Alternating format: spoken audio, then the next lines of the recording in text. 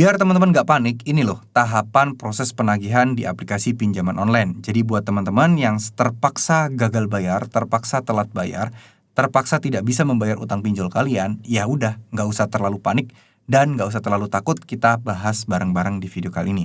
Tapi sebelum itu saya pengen sampaikan juga bahwa saya tidak pernah membuka jasa konsultasi apapun, tidak pernah menawarkan konsultasi apapun, baik yang berbayar maupun yang gratisan.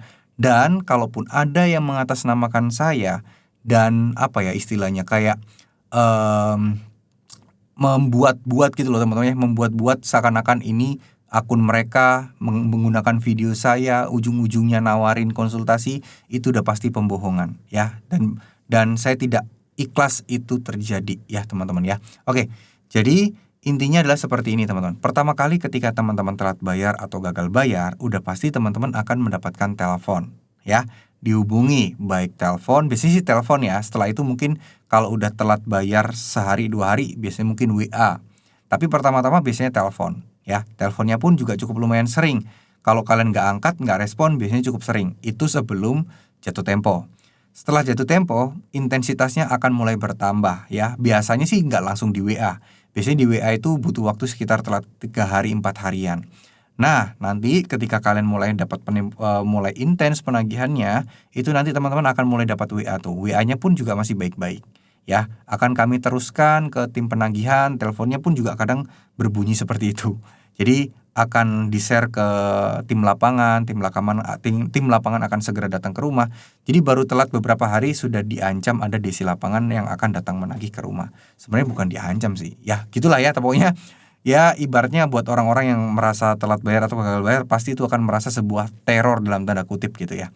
Nah setelah itu teman-teman udah pasti nanti setelah seminggu itu mulai intens banget. Tapi nanti setelah 1 bulan insya Allah ya, setelah baru 1 bulan insya Allah udah aman. Insya Allah tidak akan terjadi yang gimana ya, bukannya gimana-gimana ya, biasanya akan agak menurun tuh intensitas penagihannya.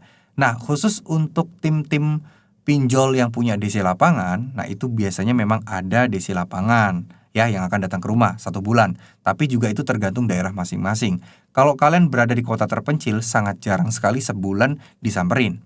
Biasanya butuh waktu 3 bulanan. Tapi kalau di kota-kota besar, ya benar 1 bulan lebih dikit biasanya udah disamperin ya. Jadi tergantung lokasi ya, tergantung lokasi dan itu semuanya juga wewenang dari pinjolnya.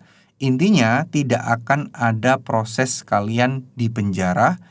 Gak ada proses kalian dipanggil polisi, gak ada proses kalian itu yang aneh-aneh gitu, gak ada. Ya, ini adalah masalah perdata, jadi tidak mungkin teman-teman akan berurusan dengan polisi. Kalaupun ke sidang pengadilan, apakah mungkin karena saya mendapatkan somasi dan lain sebagainya? Nah, somasi itu juga termasuk tahapan. Biasanya setelah 1 bulan lebih akan ada somasi itu. Akan ada surat penagihan yang datang ke rumah. Nah, itu akan ada. Jadi nggak perlu terlalu dipikirin yang gimana-gimana. Ingat, fokus ya. Jangan berpikir yang tidak-tidak, jangan berpikir yang aneh-aneh. Saya yakin teman-teman pasti bisa, saya yakin teman-teman pasti mampu untuk menghandle semua ini. Dan jangan teman-teman merasa kayak putus asa, jangan teman-teman merasa kayak stres. Intinya tetap tenang. Insya Allah masalah ini akan bisa kalian selesaikan. Amin amin ya robbal alamin. Terima kasih. Wassalamualaikum warahmatullahi wabarakatuh.